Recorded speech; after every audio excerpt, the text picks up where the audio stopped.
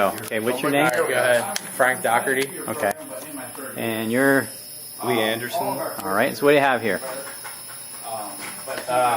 Just have a assembly, loads the bottles into the canisters, and once the robot puts the bottles into the canisters, it sends a signal to the PLC to tell it to step, and the proximity, it steps across this distance, and the proximity switch senses this, and it sends a signal back to the robot, tells it there's an empty canister there to put another bottle in.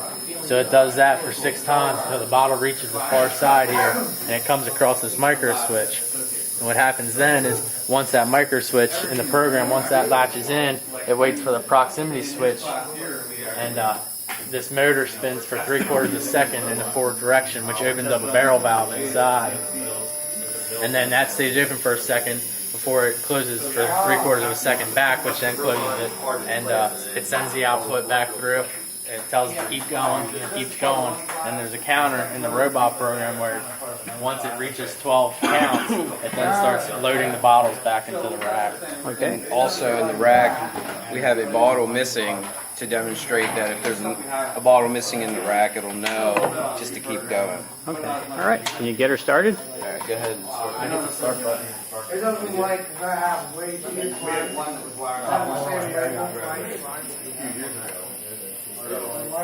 Okay. So right now it's just gonna go over to the canister and check to make sure there's not a bottle in there. So this is the score-based program for the robot. It's going through the lines of the program.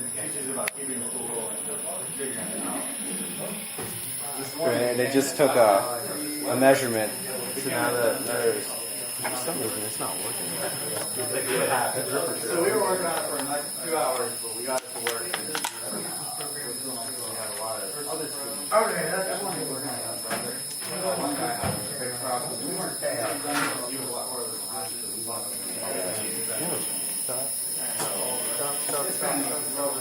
The gripper's not opening. What the heck?